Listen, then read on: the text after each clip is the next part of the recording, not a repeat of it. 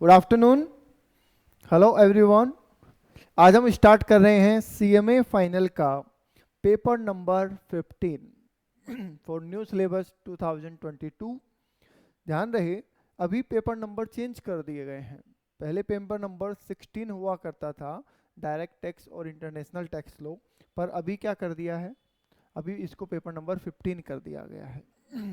तो direct tax law and international taxation, इसमें वही चैप्टर हैं, वही टॉपिक्स हैं जो 2016 के सिलेबस में हुआ करते थे। उसमें कोई भी चेंज नहीं किया गया है। हल्का फुल्का जो फॉर्मेशन है, जो प्रेजेंटेशन है, उसमें ज़रूर चेंज किया गया है, पर कॉन्सेप्चुअली कोई बहुत बड़ा चेंज नहीं किया गया है। ओके, तो चलिए शुरू कर रहे हैं हम। एक चेंज ये भी किया है कि आपका मॉड्यूल थोड़ा सा कलरफुल कर दिया है। ठीक है, पहले ब्लैक एंड वाइट हुआ करता था। ठीक है, इंस्टीट्यूट ने भी सोचा होगा कि सब सीए इंस्टीट्यूट रंगीन देता है तो हम क्यों नहीं दें। ठीक है, तो ये इसको थोड़ा सा चेंज किया गया है। ओके, आगे चलिए सर। एक बार मैं कोर्स कंटेंट बता देता हूँ। ठीक है, पहला एडिशन हम पढ़ रहे हैं ना, अगस्त 22 का पहला ही एडिशन आप पढ़ रहे हैं। सौभाग्यशाली हैं कि ये पढ़ने को मिल रहा है आपको। कोर्स कंटेंट एक बार देख लेते हैं। देखिए, फाइनल के अंदर जितने भी सब्जेक्ट आपके होते हैं, उन सारे सब्जेक्ट के अंदर क्या है, इंटर से एडवांस लेवल आपको पढ़ना होता है। अब बहुत से सब्जेक्ट तो ऐसे हैं जिनका इंटर में और फाइनल में कोई लिंकेज बहुत ज़्यादा है नहीं। जैसे अपन बात करें अकाउंटिंग, सीएफआर के मान लीजिए, तो उसमें आपने इंटर में जो अकाउंट्स पढ़े और फाइनल में जो अकाउंट्स पढ़ेंगे वो टोटली डिफरेंट है। बिल्कुल नए अकाउंट्स आ जाते हैं, नई चीज़ें आ जाती हैं जो मेनली आपने इंटर में नहीं पढ़ी होती। कॉस्ट में कुछ चीज़ें सेम होती है पर एडवांस लेवल की हो जाती है। बट डायरेक्ट टैक्स और इनडायरेक्ट टैक्स में एक प्रॉब्लम आती है, और वो प्रॉब्लम क्या आती है, वो प्रॉब्लम ये आती है कि फाइनल के डायरेक्ट और इनडायरेक्ट टैक्स को समझने के लिए आपको इंटर का डायरेक्ट और इनडायरेक्ट टैक्स कंप्लीटली आना चाहिए। उसके बिना फाइनल का टैक्स आप बिल्कुल नहीं समझ सकते। ठीक है। ओके, तो वो सारा कंटेंट इसमें आपको कवर करना ही होता है। हालांकि जब ये अपने इंडेक्स इशू कर रहे हैं तो इसमें कहीं पे इन्होंने जिक्र नहीं किया है कि इसमें इंटर वाला पोर्शन है, पर कोर्स कंटेंट ही ऐसा होता है कि उसके बिना आप कुछ कर नहीं पाएंगे। कैसे, देखिए मैं आपको टॉपिक से समझाता हूँ। फर्स्ट जो स्टार्ट किया गया है, 60 मार्क्स का जो वेटेज दिया गया है हमारा, उसमें दिया गया है assessment of income and computation of tax liability. मतलब आपको अलग अलग लोगों की इनकम निकालनी है और उस पर क्या टैक्स बन रहा है वो निकालना है। ठीक है, अब जाहिर सी बात है, अगर हम अलग अलग लोगों की इनकम निकालेंगे तो पांचों हेड तो हमें पता ही होना चाहिए, उसके बिना तो इनकम निकलेगी कैसे। उनका रेजिडेंशियल स्टेटस भी हमें पता होना चाहिए, उसके बिना भी इनकम कैसे निकलेगी। डिडक्शन, सेट ऑफ क्लबिंग, ये सब भी पता होना चाहिए। इनके बिना आप किसी की इनकम तो कैलकुलेट कर ही नहीं सकते ना, राइट। तो वो आपको जरूरी हो गया, समझ रहे हैं, तो उसके बिना आप कुछ नहीं कर पाएंगे। सेकेंड जो चैप्टर आपका है tax management return and assessment procedure, जिसमें रिटर्न कब फाइल करनी है, किसको फाइल करनी है, रिटर्न भरने के बाद किस तरीके के नोटिस आ सकते हैं, उन सब के बारे में दिया गया है।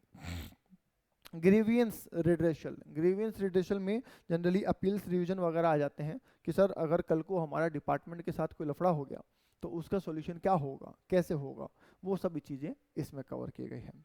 पेनल्टी एंड प्रोसिक्यूशंस की, सर अगर हमें कोई हमसे गलती हो गई या हमने जानबूझ के कर तो लिया पर हम पकड़े गए तो क्या होगा, तो आप पे पेनल्टीज वगैरह लगेगी।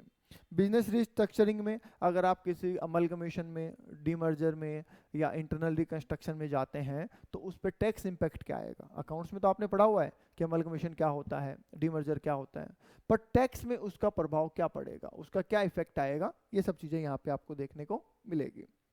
टैक्स प्लानिंग, कैसे आप अपने टैक्स को बचा सकते हैं। टैक्स प्लानिंग में, टैक्स अवॉइडेंस में और टैक्स इवेजन में क्या फ़र्क है, ये सब चीज़ें आपको इस चैप्टर में देखने को मिलेगी। सीबीडीटी और अदर इनकम टैक्स अथॉरिटीज़ कौन कौन होती है, मतलब इनकम टैक्स ऑफिस में कौन कौन से अधिकारी होते हैं, वो सब चीज़ों के बारे में आपको यहाँ पे देखने को मिलेगा। ई कॉमर्स ट्रांजेक्शन्स, जो इलेक्ट्रॉनिक अभी जो चल रहा है, ऑनलाइन सेलिंग वगैरह का, ऑनलाइन एडवर्टीजमेंट वगैरह का, उन सब पे क्या टैक्सेशन होगा वो आपको यहाँ देखने को मिलेगा। आईसीडीएस आपने इंटरमीडिएट में पढ़े हुए हैं, वही सेम यहाँ पे कॉपी पेस्टेड है। ब्लैक मनी एक्ट, देखिए ब्लैक मनी एक्ट 2016 के सिलेबस में भी है, इस सिलेबस में भी इसको डाला गया है और ये काफ़ी लंबे टाइम से आपके सिलेबस का पार्ट है। ठीक है। पर इसका क्वेश्चन मोस्टली आता ही नहीं है एग्जाम में, अभी तक पुराने सिलेबस में तो नहीं आता था, अभी नए सिलेबस में आएगा तो देखेंगे अपन इसको, ठीक है। केस स्टडी में क्या है सर, केस स्टडी अच्छा पॉइंट होता है। केस स्टडी के अंदर जो रिसेंट में केस लॉज हुए हैं, कोर्ट में जो मामले गए हैं, उनके बारे में कोर्ट ने क्या डिसीजन दिया, वो सब इसमें आपको देखने को मिलेंगे। ये आपके लिए बिल्कुल डिफरेंट है। इंटरमीडिएट में आपको केस लॉज याद नहीं करने होते हैं, कुछ एक दो को छोड़ के, जैसे कैपिटल गेन में मंजुला जे शाह पढ़ते हैं अपन, सैलरी में एक डीपीएस दिल्ली पब्लिक स्कूल का केस पढ़ता है, ऐसे कुछ केसेस हम वहाँ पे डिस्कस करते हैं, पर वहाँ पे आपको नाम याद रखने की जरूरत नहीं होती है। पर यहाँ पे आपको केस लॉ के नाम याद रखने पड़ेंगे, क्योंकि एक स्पेसिफिक क्वेश्चन आता है एग्जाम में, जिसके अंदर आपको एक सिचुएशन देगा कि मान लीजिए ऐसा हो गया, एक होटल है, उस होटल में ऐसा हुआ, अब असेसिंग ऑफिसर ने ये कर दिया, असेसी का कहना ये है, तो बताइए क्या असेसिंग ऑफिसर ने सही किया, और साथ ही साथ उस केस का नाम भी दीजिए जिस केस में ऐसा हुआ था। तो फिर आपको क्या करना पड़ेगा, उस कोर्ट केस का नाम यहाँ पे लिखना पड़ेगा। तो ये आपके लिए बिल्कुल नया पॉइंट है, ठीक है। तो इसमें मान के चलिए 60 से 70 केस लो हम याद करेंगे, मतलब 60 से 70 कोर्ट केस ऐसे हैं जिनके हम नाम भी याद करेंगे और उनमें कोर्ट ने क्या डिसीजन दिया ये भी याद करेंगे। ओके। उसके बाद इसका सेकंड पार्ट आता है इंटरनेशनल टैक्सेशन, ठीक है। इंटरनेशनल टैक्सेशन मतलब कि सर अगर हम इंडिया से तो इनकम कमा ही रहे हैं, अगर हम इंडिया के अलावा फॉरेन सोर्सेज से भी इनकम कमा रहे हैं, हमने विदेशों में भी हमारा व्यापार कर रखा है, तो वहाँ से मिलने वाली इनकम का इंडिया में टैक्सेशन कैसे होगा।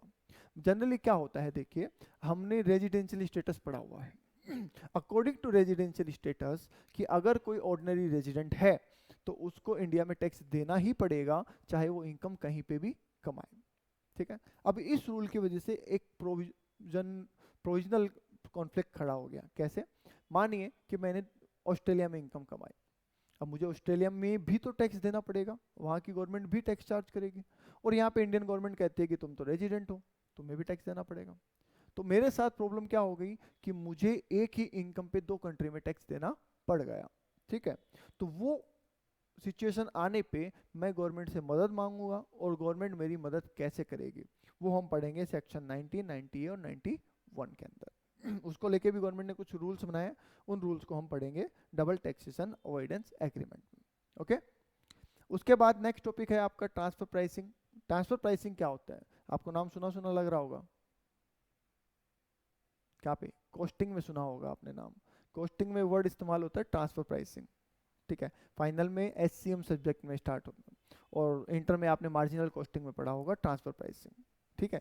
वहाँ पे क्या होता था कि सर हम किसी एग्जिस्टिंग लेवल पे काम कर रहे हैं, अगर हमें कोई नया ऑर्डर मिलता है या हम इंटर ब्रांच ट्रांसफर कर रहे हैं, एक ब्रांच से दूसरी ब्रांच या डिवीजन में ट्रांसफर कर रहे हैं, तो हम किस रेट पे ट्रांसफर करने को तैयार हैं, उसे ट्रांसफर प्राइसिंग कहते थे। यहाँ पे भी कॉन्सेप्ट कुछ ऐसा ही है, पर टैक्स के पॉइंट ऑफ व्यू से है। क्या कहना चाह रहे हैं समझिएगा। मान लीजिए सर मेरा एक ऑर्गेनाइजेशन मेरी इंडिया में है और एक ऑर्गेनाइजेशन मेरी दुबई में है, राइट। दोनों ऑर्गेनाइजेशन का मालिक मैं ही हूँ, ठीक है। अब मैं क्या सोचता हूँ कि मैं अपने दोनों ऑर्गेनाइजेशन के बीच में जो ट्रांजैक्शंस हैं उनको इस तरीके से घुमाऊं कि मेरा इंडिया का प्रॉफिट तो कम दिखे और मेरा दुबई का प्रॉफिट ज़्यादा दिखे, ठीक है। इससे फाइनेंशियली तो मुझे कोई नुकसान नहीं होगा, क्योंकि यहाँ का मालिक भी मैं ही हूँ, दुबई वाला मालिक भी मैं ही हूँ, तो फाइनेंशियली तो मुझे इसमें कोई लॉस नहीं होने वाला है। बट टैक्स के पर्पज से मुझे फ़ायदा हो जाएगा, क्योंकि इंडिया का प्रॉफिट अगर कम हो जाएगा तो मुझे इंडिया में कम टैक्स देना पड़ेगा, दुबई में तो इनकम टैक्स है ही नहीं सर, तो बच गया ना टैक्स। तो उसको रोकने के लिए इनकम टैक्स वालों ने ट्रांसफर प्राइसिंग प्रोविजन बनाए हैं। इट मीन्स कि ये वो प्राइस निकालेंगे जिस प्राइस पे वो ट्रांजेक्शन वाकई में होना चाहिए था, समझ गए। आपने तो क्या किया, 100 रुपए में माल बेच दिया, डिपार्टमेंट का कहता भाई 100 में कैसे बेच दिया, इसकी रेट तो 140 होनी चाहिए थी, तो वो 140 जो उन्होंने निकाला वो क्या है, ट्रांसफर प्राइसिंग है, समझ गए। तो ये कैसे निकलता है, ये सब चीज़ें इसमें डिटेल में हमको पढ़नी है। और लास्ट में गार रूल्स हैं, ठीक है। जनरली एक्सेप्टेड अकाउंटिंग प्रिंसिपल जैसे आपने पढ़े हैं ना, वैसे ही यहाँ पे रूल्स होते हैं जिसके अकॉर्डिंग भी आपको टैक्स कैलकुलेट करना होता है, कि भाई हमने कोई ऐसे रूल्स बना दिए जिससे हम टैक्स चोरी कर रहे हैं, ठीक है, या हमने कोई ऐसा एग्रीमेंट कर लिया जिससे हम टैक्स चोरी कर रहे हैं, तो उनको रोकने के लिए ये रूल्स हमारे काम आएंगे, ओके। तो 60 और 40 के वेटेज में आपके इस पार्ट को बांटा गया है। अब यहाँ पे एक बहुत बेसिक सी गलती है जो आई थिंक फाइनल में 90% स्टूडेंट करते हैं, और वही रीज़न है कि टैक्स के अंदर 90% स्टूडेंट के मार्क्स जो होते हैं वो बहुत कम आते हैं। ठीक है, या तो पास नहीं होंगे, पास होंगे तो मार्क्स 40-45, यहाँ तक कि टॉपर भी होंगे तो मार्क्स 50-60-70, बस 70 तो बहुत ऊपर है। ठीक है, लॉकडाउन से पहले अगर हम बात करें ऑफलाइन एग्जाम की, तो ऑल ओवर इंडिया में सीएमए फाइनल में जो टैक्स के हाईएस्ट मार्क्स थे 65 ओनली थे, ओनली 65 मार्क्स, राइट। लॉकडाउन में तो चलो अलग ही पैटर्न था तो उसमें कुछ भी हो सकता है, पर बाकी ऑफलाइन एग्जाम में ये पैटर्न था। रीजन क्या है सर? रीजन उसका ये है कि पहली बात तो आपने इंटर का जो पढ़ा, आप ये मान के चलते हैं कि हमें आता है, जबकि रियलिटी ये होती है कि आपको उसका 40-50% ही आता होता है और आप उसको नहीं समझते हैं। दूसरा जो सबसे खतरनाक जो है वो है सिलेक्शन ऑफ टॉपिक। आप सबसे पहले बुक उठाएंगे, स्कैनर उठाएंगे, जो लोग सीएमए बन चुके हैं उनको फ़ोन करेंगे, पूछेंगे पेपर कैसा आता है, क्या आता है, वो दिमाग लगाएंगे। फिर वो दिमाग लगा के आप ऐसे टॉपिक चुनेंगे जो कि 60-70 मार्क्स को कवरेज लेते हों। ठीक है, जैसे आप सबसे पहले पकड़ेंगे ये वाला हिस्सा, इंटरनेशनल टैक्सेशन, आपको लगेगा 40 का तो यही है, 3 ही टॉपिक है और 40 नंबर मिल जाएंगे। ठीक है, फिर आप पकड़ लेंगे इसमें से असेसमेंट ऑफ कंपनी। ठीक है, पहला चैप्टर पकड़ लिया कि हाँ जी 10 से 15 नंबर का कम से कम ये आएगा। केस स्टडी पकड़ ली, 20 नंबर की ही आएगी, चलो मैं ही बता देता हूँ आपको। तो 40 का ये पार्ट, 20 नंबर की केस स्टडी और 10 नंबर का असेसमेंट कम से कम। तो अगर ध्यान से देखेंगे तो 70 मार्क्स का तो यही हो गया। तो आप देखते हैं बस हो गया काम, 70 का ही पढ़ लेंगे ना, क्यों पूरा 100 का पढ़ेंगे, इतनी सारी चीज़ें पढ़ेंगे। पर आप भूल जाते हैं कि ये सब चीज़ें भी कहीं ना कहीं पहली बात तो रिलेटेड है। ठीक है, तो इनके बिना हो सकता है आप वो 70 मार्क्स भी गेन ना कर पाए, पहला पॉइंट। दूसरा पॉइंट, आप 70 का पढ़ के जा रहे हैं पर जरूरी नहीं है उसमें से वही चीज आपके आए जो आप पढ़ के गए हैं, या जिस तरीके का क्वेश्चन आप पढ़ के गए हैं वही आए। ठीक है, अगर उसमें पैटर्न बदल जाता है, ठीक है, तो सारा काम गड़बड़ हो जाता है, और मोस्टली यही होता है। आप इंटरनेशनल 40 का पढ़ के गए, मानिए कि एग्जाम में आए नहीं 40 का, 20 मार्क्स का आ गया, हो सकता है और होता है, बहुत बार हुआ है। ठीक है, अब आ गया तो आ गया, क्या कर सकते हैं, पर आपकी प्लानिंग तो फेल हो गई। ठीक है, केस स्टडी बहुत बार ऐसा हुआ है, वैसे केस स्टडी का 20 मार्क्स का वेटेज है अपने आप में। ठीक है, अभी तो लिखा नहीं है इन्होंने, पिछला जो 2016 का सिलेबस था उसमें स्पेशली लिखा हुआ था केस स्टडी 20 मार्क्स, पर मैंने बहुत सारे पेपर ऐसे देखे हैं जिसमें एक भी मार्क्स की केस स्टडी नहीं आई है। ठीक है, तो सिलेक्शन करना मतलब 6 महीने वेस्ट करना है अपने, तो इसलिए कहीं पे भी ये भूल जाइए कि सब हम सिलेक्शन करेंगे प्रोफेशनल एग्जाम और उसमें भी फाइनल लेवल, तो सिलेक्शन की तो बात ही नहीं बनती है। ओके तो ये आपको ध्यान रखना है। चलिए सर, अब इस बार इन्होंने थोड़ा सा यहाँ पे, जैसा मैंने आपको बताया कि कुछ इंटरनेशनल कोर्सेज, सीए कोर्सेज, उनका कुछ पैटर्न उठाने की कोशिश की है। तो अकॉर्डिंगली इन्होंने बताया कि सब पेपर का नाम ये है, उसका कोड जो पेपर में आएगा वो DIT लिखा हुआ आएगा, और ये उसका डिस्क्रिप्शन है, इसमें आप क्या क्या पढ़ेंगे वो चीज़ें आपको बता रखी है। ठीक है, तो ये आपको देख लेना है, इसमें पढ़ाने वाला कुछ नहीं है, ये पढ़ाने की चीज़ नहीं है, ये तो आपको सिर्फ एक मोटिवेट करने के लिए चीज़ें डाली है। ठीक है, कि आप ये पढ़ेंगे, आप वो पढ़ेंगे, वो सारी चीज़ें डाली गई हैं। ठीक है, यहाँ से चैप्टर को थोड़ा सा आपको, जैसे मैंने अभी ओवरव्यू किया वो ओवरव्यू यहाँ पे लिखा हुआ, आप ऐसा मानिए। जैसे असेसमेंट में सर क्या आएगा, बोले सर असेसमेंट के अंदर इनकम टैक्स एक्ट और इनकम टैक्स रूल की कुछ बातें आएगी, और जो चैप्टर 6 और चैप्टर 4 चैप्टर 12 के जो प्रोविजन है वो आएंगे। अब ऐसे तो आप समझ ही नहीं पाओगे कि चैप्टर 4 और 12 है क्या, समझ गए? तो यहाँ से इसको देखने का कोई बहुत ज़्यादा लॉजिक बनता नहीं है। ठीक है, ये फुर्सत में हो, जिस दिन पढ़ने का मन नहीं हो ना उस दिन पढ़ लेना इसको। ओके, नाउ अब आते हैं कंटेंट के ऊपर। कंटेंट क्या है? अब देखिए कंटेंट में इन्होंने कैसे आपको थोड़ा सा आपको बोला कि पहले चैप्टर में हम आपसे पूछेंगे assessment of individual, right, assessment of individual including non resident. पिछला जो मॉड्यूल था उसमें असेसमेंट ऑफ इंडिविजुअल था ही नहीं। ठीक, ये यहाँ पे इन्होंने डाल दिया है, क्योंकि पहले ये सोचते थे कि आप इंटर में पढ़ के आए हो, फिर इनको रिजल्ट देख के लगा कि नहीं आप पढ़ के नहीं आए हो, तो इन्होंने इस बार डाल दिया है। ठीक है, नॉन रेजिडेंट पहले भी था, अभी भी है, कंपनी पहले भी था, ट्रस्ट भी था, म्यूचुअल एसोसिएशन था। अब देखो दिक्कत कहाँ आती है, मैं इसका एक एग्जांपल दिखाता हूँ आपको। आपने यहाँ से इंडेक्स देखी, आपको लग रहा है मुझे 4 ही असेसमेंट पढ़ने हैं, राइट? इंडिविजुअल का पढ़ना है, कंपनी का पढ़ना है, ट्रस्ट का पढ़ना है और म्यूचुअल एसोसिएशन का पढ़ना है। अब आइए मेन मुद्दे पे, यहाँ पे, ठीक है, कि इस मॉड्यूल में ये 4 असेसमेंट है। हाँ सर, ऊपर भी ये लिखा था, यहाँ भी ये लिखा है, बिल्कुल। अब यहाँ पे देखिए, यहाँ क्या लिखा है, यहाँ क्या लिखा है सर? यहाँ पे ये लिखा है कि सर वैसे तो आपने पढ़ लिया अर्लियर स्टेज में, मतलब इंटर में पढ़ लिया आपने, और आपने अलग अलग लोगों के असेसमेंट निकालने में भी पढ़ लिए, पर फिर भी इस चैप्टर में हम क्या पढ़ेंगे? हम कंपनी, ठीक है, अब बिजनेस ट्रस्ट देखो ऊपर नहीं लिखा था ना, पर है, पढ़ना है आपको। सिक्योरिटाइजेशन ट्रस्ट भी ऊपर नहीं लिखा था, ये भी पढ़ना है। इन्वेस्टमेंट फंड ऊपर नहीं लिखा था, ये पढ़ना है। ट्रस्ट ऊपर लिखा था, ठीक है, लोकल अथॉरिटी ऊपर नहीं लिखा था, ये पढ़ना है। तो इसका मतलब जितना कंटेंट 2016 के सिलेबस में था उतना पूरा का पूरा इसमें है, ठीक है। बस इंडिविजुअल वाला वहां पे ऊपर लिखा है, यहाँ नहीं लिखा है, समझ गए?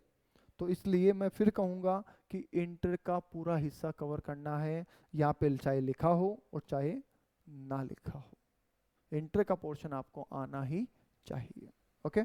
नाउ अब सर हमारी स्टडी कैसे स्टार्ट होगी? तो हमारी स्टडी इस बात पे डिपेंड करती है कि आपको इंटरमीडिएट का कितना याद है। बोलिए, है याद इंटरमीडिएट का? इंटरमीडिएट का याद है? 50-50% याद है। चलिए, तो मेरी क्लास का क्या रूल रहता है, मैं कैसे पढ़ाता हूँ वो मैं थोड़ा सा आपको समझा देता हूँ। वैसे अगर हम इस कोर्स को कवर करेंगे, सिर्फ फाइनल वाले कोर्स को अगर अपन कवर करें, तो हमारी जो क्लासेज है वो अप्रोक्स 70 लेक्चर रहेंगे, ठीक है। अप्रोक्स 70, वो हो सकता है 75 हो जाए, 65 हो जाए, उतने लेक्चर्स हमारे रहते हैं। पर मैं अपनी क्लास के अंदर क्या करता हूँ, मैं अपनी क्लास के अंदर इंटर का जो पोर्शन है वो भी सारा कवर करता हूँ। हालांकि करते हैं उसको फास्ट फॉरवर्ड मोड पे है, पर कवर हम उसको पूरा करते हैं, ठीक है। और उसमें से 2 चैप्टर थोड़े से हम डिटेल में लेके चलते हैं, जिसमें है बिजनेस एंड प्रोफेशन और कैपिटल गेन, जिसको आप इंटर में ये मान के चलते हैं कि चलो छोड़ दो, बीएनपी तो छोड़ देते हैं अपन, है ना। बहुत से बच्चे बीएनपी छोड़ के चलते हैं कि बीएनपी तो छोड़ दो, तो वहां पे छोड़ दिया तो पहली बात तो वहीं पे गड़बड़ है, और इन फाइनल में तो बहुत बड़ी गड़बड़ है। तो छोड़ना कुछ नहीं है, जैसा मैं कह रहा हूँ, ना इंटर लेवल पे ना फाइनल लेवल पे, कहीं पे भी कुछ नहीं छोड़ना है, ओके, ठीक है। तो अब यहाँ पे हम क्या करेंगे, कैसे पढ़ेंगे सर? तो समझिए, डायरेक्ट टेक्स्ट की अब यहाँ पे आपकी 2 क्लासेस चलेगी। क्यों 2 चलानी पड़ेगी हमें, उसका भी रीजन समझिए। मैं चलाता हूँ वॉल्यूम 1 और वॉल्यूम 2 के अंदर। वॉल्यूम 1 के अंदर मैं ये क्लास चलाता हूँ जिसमें इंटर का सारा टॉपिक कवर होता है और फास्ट फॉरवर्ड तरीके से कवर होता है। और वॉल्यूम 2 के अंदर हम फाइनल का कंटेंट चलाते हैं, जिसमें सिर्फ फाइनल के टॉपिक कवर होते हैं जो इस मॉड्यूल में दे रखे हैं, ठीक है, ताकि इजीली आपको समझ में भी आ जाए। अब कोई मान लो, कई स्टूडेंट ऐसे भी तो होते हैं, नहीं सर हमें तो इंटर का पूरा याद है, आप तो कराओ आगे, ऐसे भी तो होते हैं ना। अब क्योंकि अगर मैं मान लो अभी रेजिडेंशियल स्टेटस पढ़ा रहा हूँ, तो 50 में से 2 बच्चे उठ के कहेंगे सर हमें तो आता है, ये तुम ये क्यों पढ़ा रहे हो?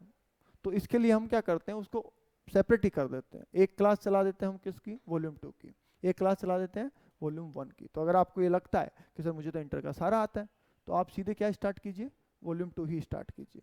अगर आपको लगता है कि नहीं जी सिंपल तो नहीं लग रहा इतना, मुझे तो वॉल्यूम 1 भी पढ़ना है, तो आप उसकी क्लासेस भी अलग से ले सकते हैं, समझ गए? ओके, तो अभी हम यहाँ पे भी 2 वॉल्यूम में स्टार्ट करेंगे, वॉल्यूम 1 एंड वॉल्यूम 2, ठीक है। ओके, तो अभी हम स्टार्ट फिर कैसे करेंगे, वॉल्यूम 2 से स्टार्ट करेंगे। वॉल्यूम 1 के लिए 2:30 पे आपकी क्लास रहेगी, ओके। चलिए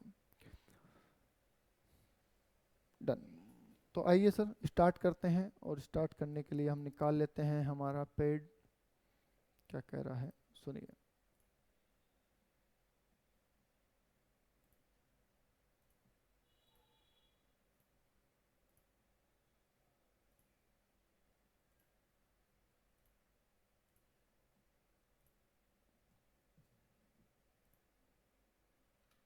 ठीक है, देखिए वॉल्यूम 2 के अंदर खास बात क्या है कि वॉल्यूम 2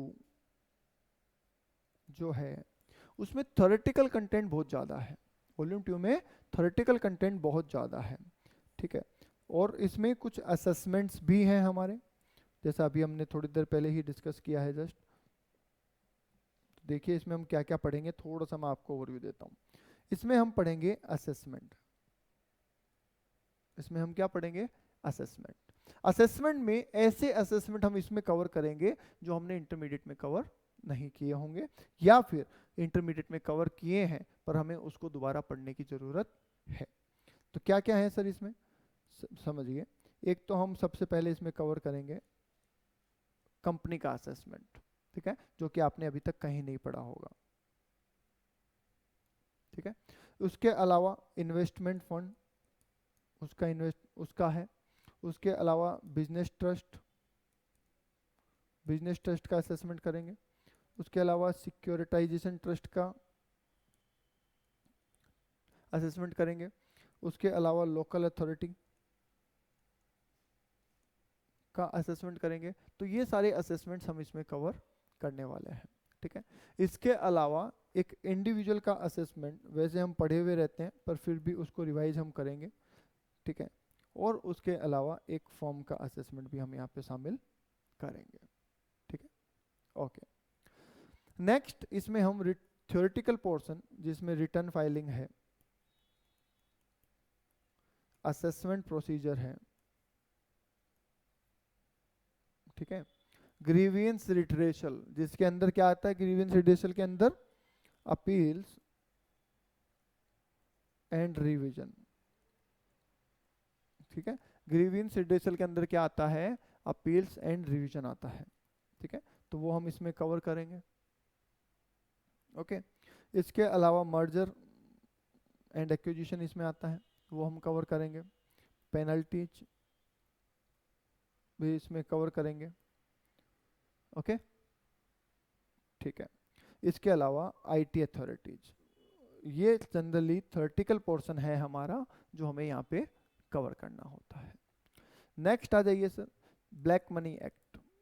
ब्लैक मनी एक्ट 2015 जो है वो बिल्कुल अलग है, तो उसको हमें अलग से ही कवर करना है, ठीक है। उसके अलावा sir ICDS, income computation and disclosure standards हैं, ठीक है। केस स्टडी है, ये हम यहाँ कवर करेंगे। And last and final international taxation, international taxation को कवर करेंगे। तो ये हमारे वॉल्यूम 2 का हिस्सा रहेगा, राइट, ओके। अब देखिए वॉल्यूम 2 के अंदर जो हमारी स्टार्टिंग है वो हम करेंगे असेसमेंट ऑफ कंपनी से, ठीक है। अब आप कहेंगे कि सर इंटर वाला पढ़े बिना ये समझ में आ जाएगा क्या?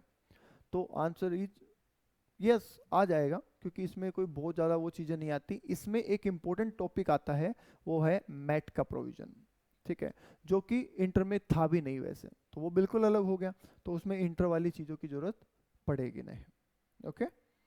तो डोंट वरी, हमने ऐसे पूरा सोच समझ के डिज़ाइन कर रखा है कि आपको कब क्या पढ़ाना है और उसको कैसे समझाना है, ठीक है। तो आपका काम सिर्फ इतना है, रेगुलर क्लासें लेते रहें, दैट्स इट, बाकी सारी टेंशन हमारी है।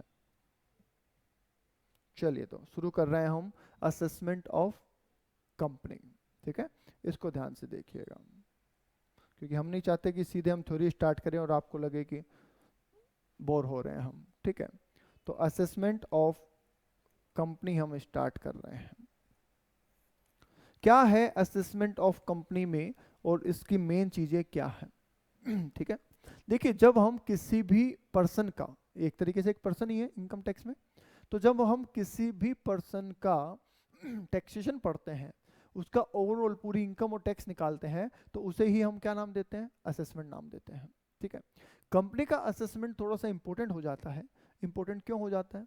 वो इंपॉर्टेंट इसलिए हो जाता है क्योंकि कंपनी का कॉन्सेप्ट वाइडर है, ठीक है। इसको हम कॉर्पोरेट टैक्स भी बोल सकते हैं, कंपनी का मतलब कॉर्पोरेट टैक्स आप इसको बोल सकते हैं। कैसे, समझिएगा। देखिए कंपनी पे एक तरफ तो नॉर्मल प्रोविजन लगाए जाते हैं। नॉर्मल प्रोविजन का मतलब जो अपने अभी तक पढ़ा है कि हेड वाइज इनकम निकालिए, क्लबिंग कीजिए, सेट ऑफ कीजिए, उसके बाद में डिडक्शन दीजिए, फिर जो भी बचता है उस पर टैक्स चार्ज कर दीजिए। तो कंपनी पे एक तो नॉर्मल प्रोविजंस लगते हैं, ठीक है। अब होता क्या क्या है कि कंपनियां अपने आप को कुछ स्कीम में रजिस्टर कर लेती है। ठीक है, गवर्नमेंट ने बहुत सारी स्कीम चला रखी है और कंपनियां क्या करती है, अपने आप को उस स्कीम में रजिस्टर कर लेती है, जिसकी वजह से क्या होता है कि कंपनी की जो टैक्स लाइबिलिटी है वो तो हो जाती है जीरो। ठीक है, मतलब as per income tax company का प्रॉफिट जीरो आने लग जाता है, जबकि एज पर अकाउंट्स कंपनी अच्छा खासा प्रॉफिट कमा रही होती है। फॉर एग्जाम्पल, मैं एक छोटा सा एग्जाम्पल देता हूँ। ऐसा समझिए कि एक कंपनी एक होटल बनाती है बैकवर्ड एरिया में, एक कंपनी एक बैकवर्ड एरिया में होटल बनाती है। According to income tax provision, अगर आप बैकवर्ड एरिया में होटल बनाते हैं तो गवर्नमेंट आपको बोलते हैं कि चलो जी आपका इनकम टैक्स फ्री है। ठीक है, तो अकाउंटिंग के हिसाब से तो आपने बहुत अच्छा प्रॉफिट कमाया, आपके पास पैसे भी हैं, पर जब इनकम टैक्स देने की बारी आती है आप डिडक्शन क्लेम कर लेते हैं और आप कहते हैं भैया मेरा तो प्रॉफिट ही नहीं है एज पर इनकम टैक्स। ठीक है, तो गवर्नमेंट ने कहा भाई ऐसे तो काम कैसे चलेगा। हमने तो प्रोविजन इसलिए बनाए थे कि डेवलपमेंट कर सकें उन एरिया में जहाँ पे बिजनेस नहीं है, वहाँ पे उसको इन्हांस कर सकें, पर लोग तो गलत फायदा उठाने लग गए। अगर हर आदमी ऐसे डिडक्शन क्लेम कर लेगा तो गवर्नमेंट को तो टैक्स ही नहीं मिलेगा, और टैक्स नहीं मिलेगा तो गवर्नमेंट देश कैसे चलाएगी।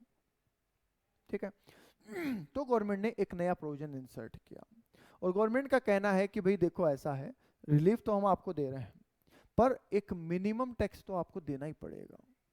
अगर आप मिनिमम टैक्स भी हमें नहीं देंगे तो हमारे लिए बहुत प्रॉब्लमेटिक हो जाएगा, तो हम चाहते हैं कि आप एक मिनिमम टैक्स हमें दीजिए। बोले सर मिनिमम टैक्स दीजिए, इस बात का क्या मतलब है। बोले सर इस बात का मतलब ये है कि अगर आपका नॉर्मली टैक्स ज़्यादा बनता है, ठीक है, मान लीजिए आपका नॉर्मली टैक्स बनता है 1 लाख रुपए, ठीक है, और मिनिमम टैक्स के हिसाब से जो हमारा रूल है, इसको नाम सुनिए, अब इसका नाम क्या है, मिनिमम ऑल्टरनेट टैक्स, इसलिए इसका नाम क्या है, मैट। ठीक है, मिनिमम ऑल्टरनेट टैक्स। तो वैसे तो आपका टैक्स बनता है 1 लाख रुपए, पर मिनिमम के हिसाब से हमारे रूल के हिसाब से बनता है 40,000 रुपए। तो आप क्या कीजिए, हमें 1 लाख दे दीजिए, चलो कोई बात नहीं, क्योंकि मिनिमम से ज़्यादा दे रहे हो तो ठीक है, कोई दिक्कत नहीं है। पर अगर मान लीजिए रिवर्स सिचुएशन हो गई कि एज पर नॉर्मल रूल्स आपका टैक्स बनता है 40,000 और as per rule minimum tax बनता है 1 लाख, तो आपको हमें 1 लाख का पेमेंट करना पड़ेगा। ये है मिनिमम का, दैट मीन्स इतना तो देना ही पड़ेगा। ज़्यादा दोगे तो अच्छी बात है, पर इतना टैक्स तो आपको देना ही पड़ेगा। ठीक है, इस चीज को ध्यान में रखते हुए मिनिमम ऑल्टरनेट टैक्स का प्रोविजन डाला गया। आई बात समझ में। ठीक है, तो सर क्या ये प्रोविजन सिर्फ कंपनीज के ऊपर ही है? नहीं, ये प्रोविजन हमारे ऊपर भी है। ठीक है, इंडिविजुअल वगैरह के ऊपर भी है, पर मोस्टली हमें इसकी जरूरत पड़ती नहीं है। ठीक है, इसलिए आपको ये ध्यान नहीं है। जब बात आती है इंडिविजुअल, एचयूएफ और पार्टनरशिप फर्म की, तब इस मेट का नाम बन जाता है AMT, ऑल्टरनेट मिनिमम टैक्स। ठीक है, तब इसका नाम क्या बन जाता है, AMT। तो इंडिविजुअल के भी कुछ सिचुएशन ऐसी होती है जब उसे भी मिनिमम टैक्स देना होता है। ठीक है, पर इसका इस्तेमाल बहुत कम होता है क्योंकि इसमें कहीं रिलीफ आपको दी गई है, तो दैट्स वाई इसका ज़्यादा इस्तेमाल नहीं होता है। बोलो बात समझ में आई। ठीक है, तो इस चैप्टर में आपको 2 चीज़ें पढ़नी होगी। पहली चीज़ क्या पढ़नी होगी कि नॉर्मली कंपनी का टैक्स कैसे निकलता है और दूसरा मैट प्रोविजंस क्या है। ये 2 बातें आपको इसमें पढ़नी ही पढ़नी होगी। ओके, बोलिए कोई डाउट यहाँ तक? नहीं है कोई doubt? Okay, now normal provision जब हम पढ़ेंगे सर, तो इसमें हमें क्या क्या पढ़ना है। मैं पहले पूरा ओवरव्यू दे रहा हूँ चैप्टर का, वरना क्या होगा कि अगर समझ में ही नहीं आएगा कि चैप्टर में करना क्या है तो फिर प्रॉब्लम हो जाएगी। नॉर्मल प्रोविजन में क्या क्या है सर? तो नॉर्मल प्रोविजन में क्या करना है सर, आपको नॉर्मली जैसे आप इंडिविजुअल, एचएफ वगैरह की इनकम निकालते थे वैसे ही कंपनी की इनकम कैलकुलेट करनी है। ठीक है, अब वो इनकम कैलकुलेट करने के लिए कुछ प्रोविजंस का डिस्कशन करना जरूरी है। ठीक है, तो इसमें क्या क्या प्रोविजन जरूरी है वो मैं थोड़ा सा आपको बता देता हूँ। तो कंपनी के केस में सर एक तो प्रोविजन पढ़ना जरूरी है आपका सेट ऑफ का। ठीक है सर, सेट ऑफ तो हमारा पढ़ा हुआ है, बिल्कुल आपका पढ़ा हुआ है सेट ऑफ, पर फिर भी आपको उसका एक छोटा सा प्रोविजन यहाँ पे रिवाइज करना पड़ेगा, तब आप कंपनी का असेसमेंट आसानी से पढ़ पाएंगे। ठीक है, तो एक तो आपको सेट ऑफ लॉसेस का टॉपिक इसमें पढ़ना होगा। ठीक है, उसके अलावा दूसरी बात करें तो फिर कंपनी का आपको टोटल इनकम कैलकुलेट करना है, ठीक है, और उस टोटल इनकम पे टैक्स कैलकुलेट कर देना है। ये तो कोई दिक्कत वाली बात है नहीं। एक पॉइंट इसमें और यूनिक आता है, और वो यूनिक क्या आता है, वो आता है ऑल्टरनेटिव टैक्स स्कीम। अब सर ये क्या आ गया नया पंगा, ऑल्टरनेटिव टैक्स स्कीम क्या आ गया? तो देखिए बहुत आसान है, मैं आपको इजी कर देता हूं। आपने इंटर में असेसमेंट ऑफ इंडिविजुअल पढ़ा था, ठीक है। असेसमेंट ऑफ इंडिविजुअल में आप टैक्स रेट स्लैब रेट से निकालते थे, ठीक है। 2.5 लाख तक कोई टैक्स नहीं, फिर 5%, फिर 20% और फिर 30%, राइट? Okay, done, okay. अब वहां पे आपको एक ऑप्शन दिया गया था, अगर आपको याद होगा, कि आप चाहे तो स्लैब रेट ऐसे भी लगा सकते हैं कि 2.5 लाख तक कोई टैक्स नहीं है, 2.5 लाख से 5 लाख 5%, 5 लाख से 7.5 लाख 10%, फिर 15, फिर 20, फिर 25, फिर 30, ऐसा भी तो दिया गया था। यस, उस सेक्शन का नाम था 115 BAC, ये था। इंडिविजुअल के केस में वो जो सेक्शन था ऑप्शनल, उसका नाम था 115 BAC, राइट, जिसको हम न्यू स्कीम भी बोल रहे थे। वैसे ही कंपनी को भी अलग अलग ऑप्शन दिए गए हैं। एक तो बेसिक है, ठीक है, उसके अलावा कंपनी को 115 BA, 115 BAB, BAA और 115 BAB, ऐसे 3 ऑप्शन दिए गए हैं, ठीक है। कंपनी को यहाँ पे 3 ऑप्शन दिए गए हैं कि 115 BA में आ जाइए, BAA में आ जाइए, या BAC में BAB में आ जाइए, ठीक है। ये 3 ऑप्शन दिए गए हैं कि आप चाहो तो इन 3 ऑप्शन में भी जा सकते हो। आगे बात समझ में, ठीक है, पर ये टोटली ऑप्शनल है, ये कोई कंपल्सन नहीं है, ये ऑप्शनल स्कीम है। आई बात समझ में? जस्ट लाइक इंडिविजुअल, जैसे इंडिविजुअल के साथ था वैसे इनके साथ है, ऑप्शनल है, लेना चाहो तो लो वरना मत लो, कोई दिक्कत नहीं है। बोलिए, क्लियर है? ओके, अब आगे सुनिए आगे क्या हुआ, ठीक है। अगर आप थोड़ा सा लिंक करने की कोशिश करेंगे तो देखिए सेक्शन का जो सीक्वेंस चल रहा है, 115 BA, BAA, BAB, और इसी के आगे क्या बना, BAC। तो ये आपको याद करने में मदद करेगा कि ये सब ऑप्शनल स्कीम है, ठीक है। अब इनमें क्या किया, गवर्नमेंट ने आपको टैक्स रिलीफ दी। जैसे मैं एक सिर्फ ओवरव्यू दे रहा हूं अभी। नॉर्मली कंपनी पे टैक्स रेट कितनी है, 30%।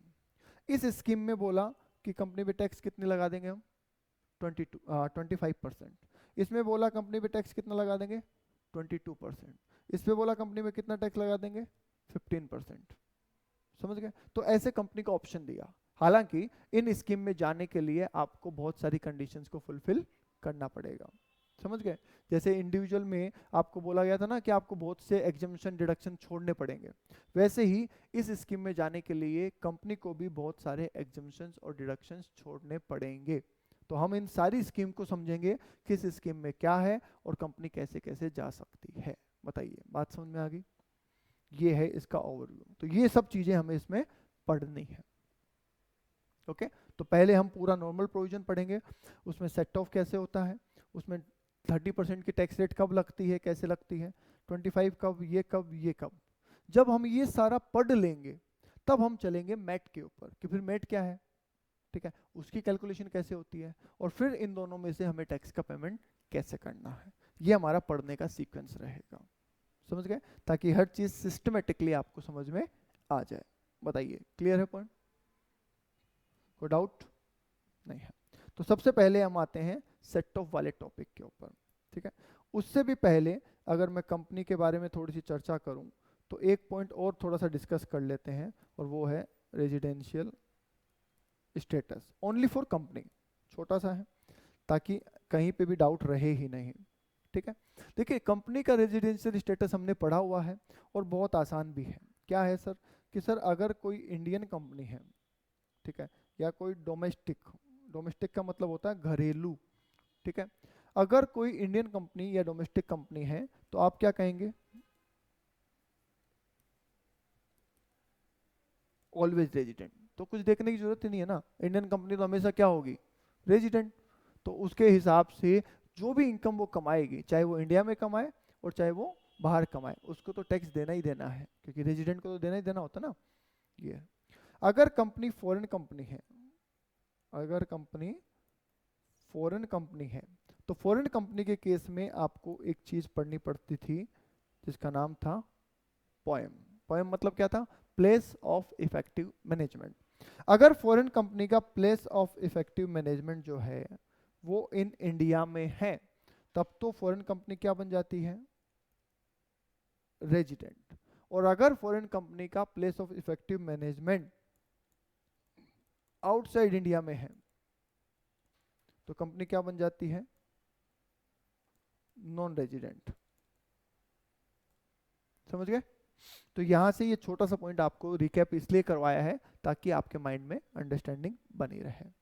ठीक है, जब भी इनकम कैलकुलेट करो तो पहले देखो ना एसएससी रेजिडेंट है या नॉन रेजिडेंट है, वरना तो अपना फाउंडेशन ही क्या हो जाएगा, वीक हो जाएगा, तो क्वेश्चन तो गड़बड़ होना ही होना है।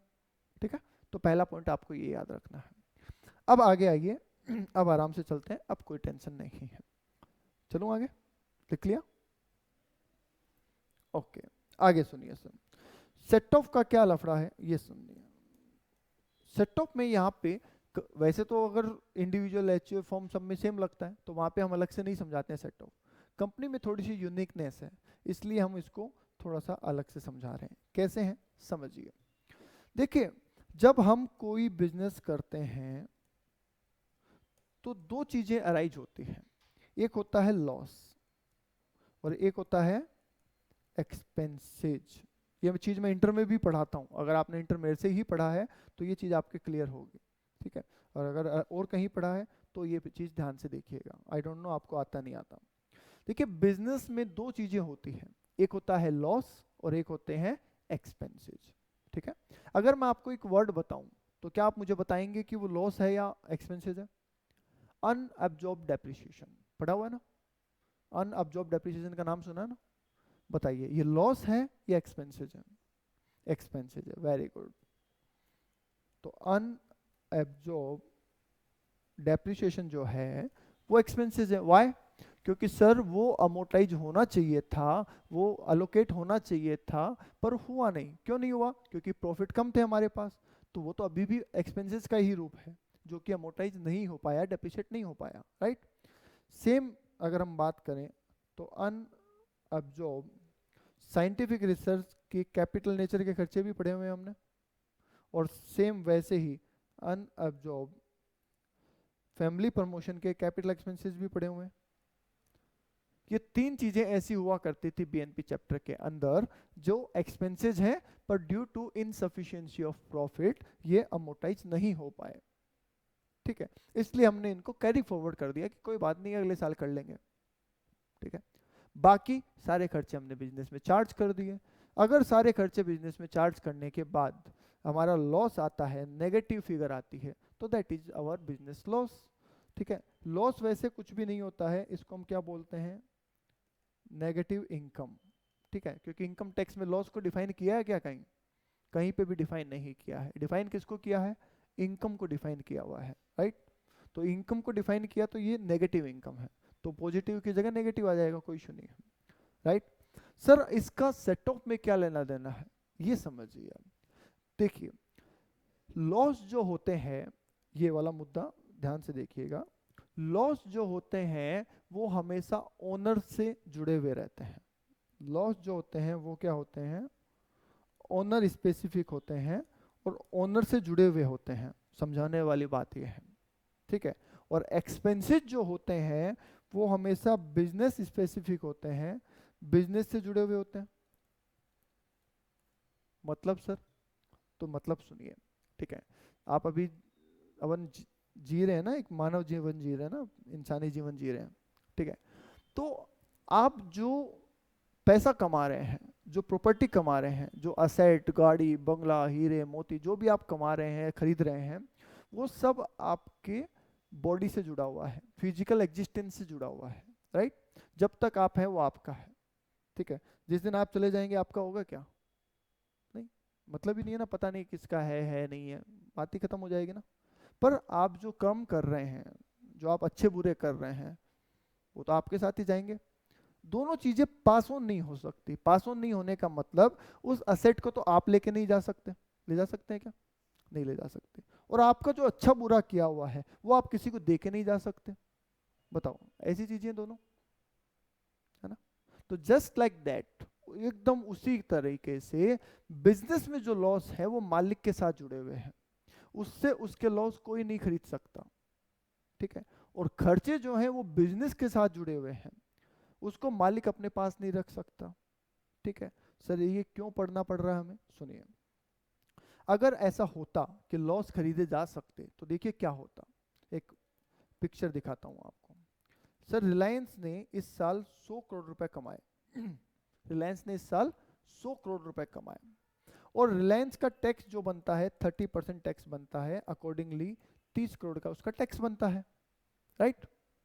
अब अगर ऐसा नहीं होता कि लॉस मालिक से जुड़े हुए हैं, बिजनेस से नहीं, अगर ऐसा नहीं होता तो ये क्या करता, ये मार्केट में ऐसी कंपनियां ढूंढता जिनके पास लॉस पड़ा हो, जो घाटे में चल रही है। मिल जाती कंपनियां। तो मानिए इसने ऐसी 4 कंपनी ढूंढी जो कि लॉस में चल रही है और उनके पास 25-25 करोड़ का लॉस पड़ा है। ढूंढ ली इसने 4 कंपनी। ये उनके मालिक के पास गया, बोला भैया घाटे में चल रहे हो? बोला हाँ जी, सब चल रहे हैं घाटे में। कितना घाटा है? बोला सर 25 करोड़ का घाटा खा के बैठे हैं। अभी तुम्हारे पास असेट कितनी है? बोलते सर मेरे पास तो अभी कोई 8-9 करोड़ की असेट होगी। बोले एक काम करो, ये सारी असेट मुझे बेच दो, 10 करोड़ रुपए दूंगा। अब मालिक भी सोचता है कि अच्छा 8 करोड़ के 10 करोड़ मिल रहे हैं, ठीक है बेच दो, वैसे भी घाटे का काम है, दे दो। उसने बेच दी। अब समझना, रिलायंस ने एक कंपनी खरीदी कितने रुपए में? 10 करोड़ रुपए में। बदले में 8-9 करोड़ की एसेट भी मिल गई उसको, और 25 करोड़ का लॉस मिल गया। सिमिलरली दूसरी कंपनी खरीद लेगा। ऐसे करते करते करते करते उसने 40 करोड़ रुपए में 4 कंपनियां खरीद ली, और उन चारों कंपनियों में असेट भी पड़ी है अच्छी खासी। ठीक है? इधर वो अपने 100 करोड़ के प्रॉफिट में से कहता है कि चारों कंपनी का लॉस 100 करोड़ का, तो प्रॉफिट कितना हो गया? जीरो। अब प्रॉफिट जीरो हो गया तो सर टैक्स कितना हो गया? जीरो। तो सोचो, क्या उसने 30 करोड़ रुपए बचा लिए? एक तरफ तो 30 करोड़ ये बचा लिए, दूसरी तरफ 35-36 करोड़ रुपए के असेट ले ली कंपनियों से। तो ठीक है, 4-5 करोड़ का अगर वहां पे घाटा भी हुआ तो वो तो टैक्स में भरपाई हो गई। तो बताओ, ये तो आराम से हो जाएगा ना फिर। बोलिए, ऑनलाइन में हो जाएगा ऐसा? हो जाएगा ना? तो यस सर, इसलिए रूल जो बनाए वो क्या बनाए कि नहीं भैया आप बिजनेस खरीद सकते हो, उसका लॉस उसी के रहेंगे, लॉस आपके पास नहीं आएंगे। अब ले लो, लो जी, ये लॉस आपको नहीं मिलेगा। अब अगर ये कंपनी खरीदता भी है तो असेट ही मिलेगी, इसको लॉस तो मिलेगा नहीं। समझ गए? तो ये दूसरों के लॉस को सेट ऑफ नहीं कर सकता। ये चीज इंडिविजुअल पे भी एप्लीकेबल होती है, कंपनी पे भी होती है, फर्म पे भी होती है। फर्म का मैंने इंटरमीडिएट में पढ़ाया हुआ है। ठीक है? डन। तो इसका मतलब आप किसी के लॉस परचेज नहीं कर सकते। बोलो क्लियर है ये पॉइंट? रीजन लॉजिक सब बता दिया मैंने। ठीक है? तो इसलिए बोला गया कि लॉस मालिक से जुड़े हुए हैं, अगर मालिक चेंज तो लॉस भी चेंज। ठीक है? बट खर्चे बिजनेस से जुड़े हुए हैं। मानिए कि कोई अमोर्टाइजेशन होना बाकी पड़ा था और इसने ये बिजनेस खरीद लिए, तो क्या अब ये अमोर्टाइजेशन कर सकता है? बिल्कुल कर सकता है सर, खर्चे तो चार्ज करेगा ना। समझ गए? तो इसलिए जो खर्चे हैं वो किससे जुड़े हुए होते हैं? बिजनेस से जुड़े हुए होते हैं। समझ गए? मान लीजिए इन्होंने जो बिजनेस खरीदा उसमें डेटर्स खड़े थे। ठीक है? अब वो डेटर्स का पैसा डूब जाता है, तो क्या ये बेड डेट क्लेम कर सकता है? बिल्कुल कर सकता है सर, क्योंकि इसने डेटर्स के लिए पेमेंट किया है उस कंपनी के मालिक को। अब पैसा डूबेगा तो इसी का डूबेगा, तो वो खर्चे सारे क्लेम कर सकता है। समझ गए? तो जैसे ही हम किसी का बिजनेस परचेज करते हैं उसके सारे खर्चे हमारे खर्चे बन जाते हैं, पर उसके लॉस हमारे लॉस नहीं बनते हैं। बताइए जी, पॉइंट समझ में आ गया? यस। अब समझिए, इंडिविजुअल, फर्म, इनमें तो ये चीजें फिर भी बहुत आसान होती हैं। कंपनी में एक कॉन्फ्लिक्ट अराइज हो जाता है इस टॉपिक को पढ़ते टाइम पे। क्या? कि कंपनी का मालिक कौन होता है? बताइए। Share holder. शेयर होल्डर होते हैं कंपनी के मालिक, राइट? पर सर कंपनी तो लिस्टेड होती है कई कंपनियां, और उनके तो मालिक डेली बदलते रहते हैं। होता है? सोचो। Yes sir, yes sir. होता है ना, डेली ट्रेडिंग हो रही है, मेरे पास 2 शेयर थे, मैं भी तो मालिक था। मैंने अपने 2 शेयर किसी को बेच दिए, अब वो मालिक हो गया कुछ हिस्से का। तो सर कंपनियों में तो शेयर ट्रेडिंग चलती रहती है, तो डेली मालिक बदलते रहते हैं। फिर वहां पे ये कॉन्सेप्ट कैसे अप्लीकेबल होगा कि मालिक सेम होना चाहिए? इस तरीके से तो कोई भी कंपनी अपना कोई भी लॉस सेट ऑफ ही नहीं कर पाएगी, क्योंकि पिछले साल जिसके पास शेयर थे अगले बार उसी बार हो, ऐसा तो जरूरी नहीं है। बोलो बात समझ में आई? तो इसलिए कंपनी के केस में स्पेसिफिक प्रोविजन बनाने की जरूरत पड़ी। और क्या बोला, सुनिए। कंपनी के केस में बोला गया कि देखिए ऐसा है कि वैसे तो कंपनी में हर एक शेयर होल्डर मालिक है, पर हम क्या करते हैं, जो कंट्रोलिंग इंटरेस्ट होता है उसको मालिक कंस्टिट्यूट करते हैं यहाँ पे। दैट मीन्स कि अगर आप चाहते हैं कि आपकी कंपनी के पिछले साल के लॉस इस साल आप सेट ऑफ कर पाएं, तो उसके लिए ज़रूरी है कि 51% और मोर जो शेयर होल्डिंग है आपकी, that should be same, that should be same to the 51% और मोर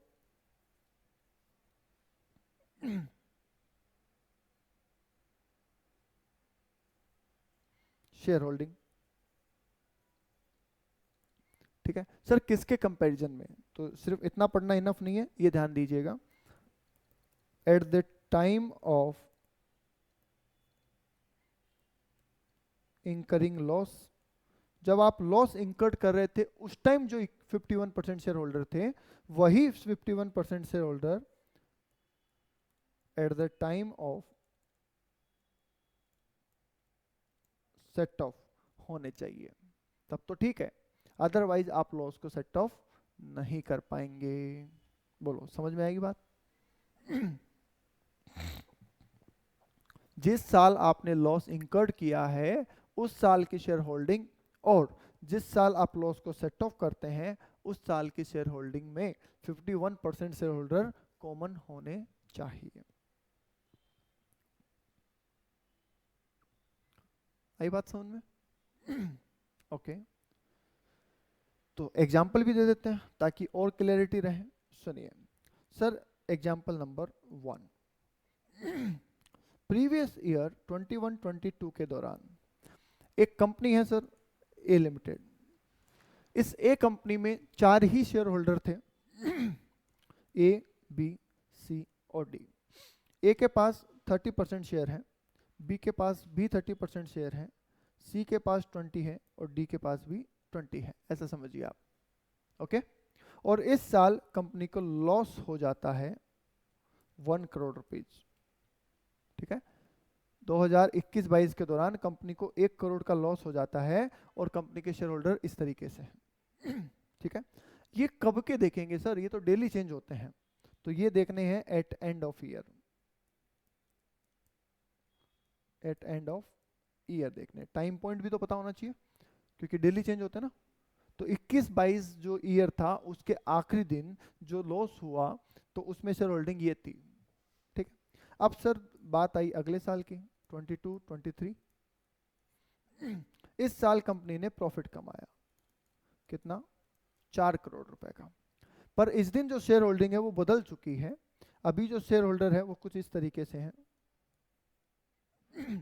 ए के पास 30% शेयर होल्डिंग है, बी के पास 30% शेयर होल्डिंग है, क्यू के पास 20% शेयर होल्डिंग है और आर के पास 20% शेयर होल्डिंग है। मतलब सी ने अपने शेयर सोल्ड कर दिए क्यू को और डी ने अपने शेयर सोल्ड कर दिए आर को। Okay, now question is this कि क्या 22-23 में कंपनी अपनी पिछले लॉस को सेट ऑफ कर पाएगी या नहीं? यस कर कर पाएगी। पाएगी। कर पाएगी? यस बिल्कुल कर पाएगी, क्योंकि शेयर होल्डिंग तो सेम है ना, 50% तो 51% तो यस कंपनी 1 करोड़ के लॉस को सेट ऑफ कर सकती है। बोलो क्लियर है पॉइंट? ओके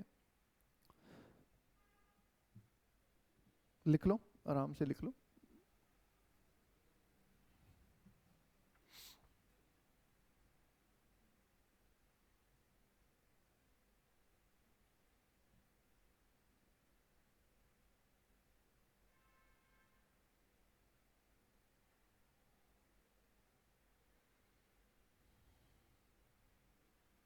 कर लिया?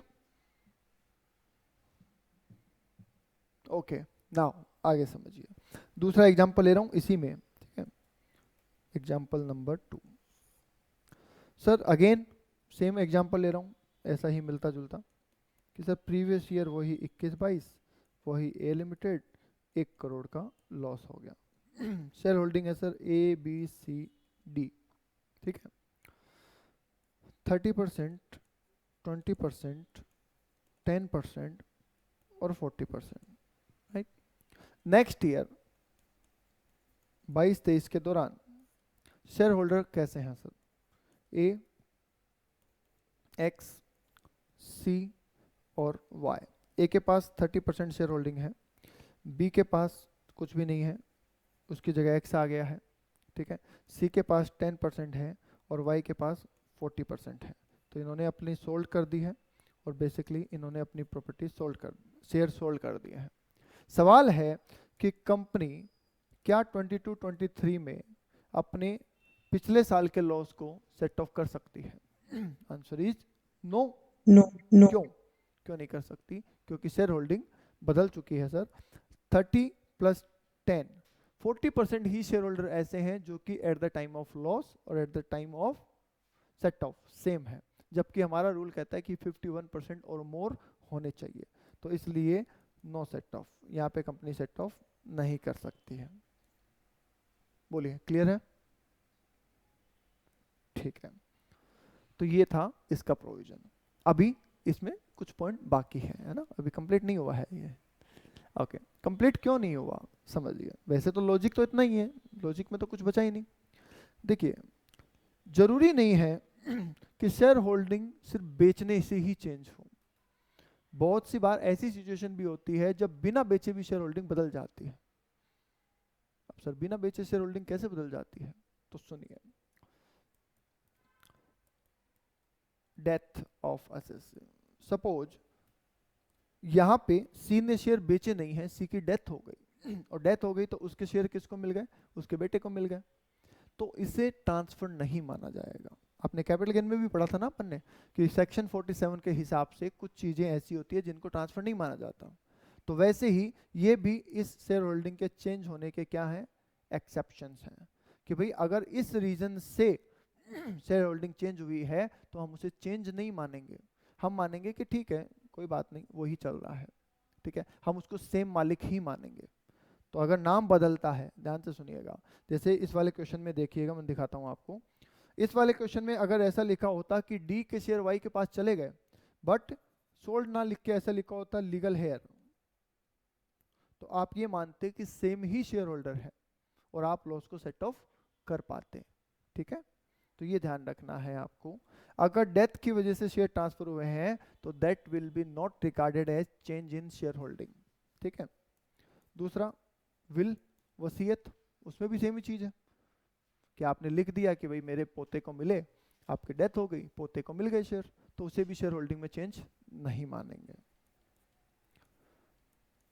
इसके अलावा है गिफ्ट। अगर आप किसी को गिफ्ट करते हैं तो भी कंसिडरेशन हुआ ही नहीं ना, ट्रांसफर तो हुआ नहीं, तो ट्रांसफर नहीं हुआ तो उसे भी चेंज इन शेयर होल्डिंग नहीं मानेंगे। हम मानेंगे ठीक है ओनर तो वही है, बस उसने अपना शेयर किसी और को दे दिया, बेचा नहीं है, ठीक है, ट्रांसफर नहीं किया है। डन।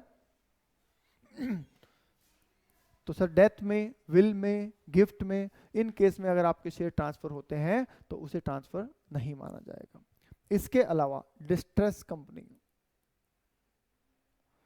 डिस्ट्रेस कंपनी क्या है?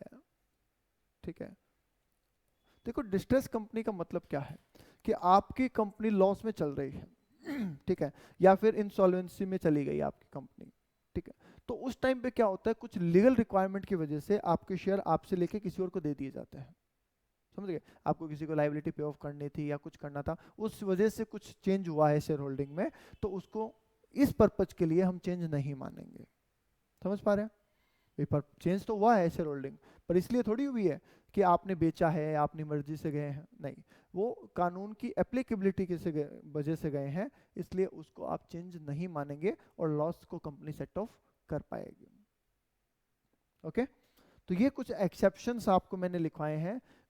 इनकी वजह से अगर शेयर होल्डिंग चेंज हुई है तो आप उसे चेंज ना मानते हुए देखिए कि 51% सेम है या नहीं है। अगर है तो सेट ऑफ कर दीजिए, और अगर नहीं है तो सेट ऑफ ना कीजिए। बताइए जी, यहां तक क्लियर है? यहां तक कोई डाउट नहीं है? चलिए फिर आज के लिए इतना ही, बाकी करेंगे कल। Thank you.